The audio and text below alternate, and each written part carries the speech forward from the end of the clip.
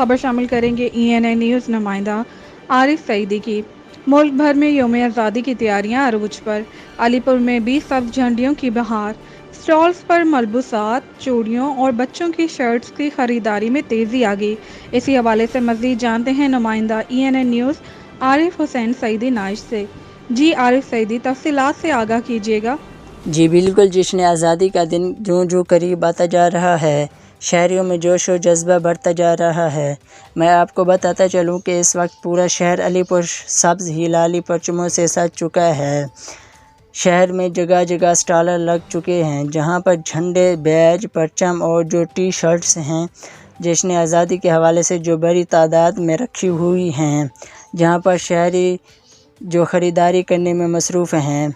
मैं आपको बताता चलूं कि इस हवाले से हमारी शहरियों से बात हुई तो उनका यही कहना था कि जो ज़िंदा कौमें हैं वो अपनी जश्न आज़ादी बड़े जोश व खरोश से मनाते हैं।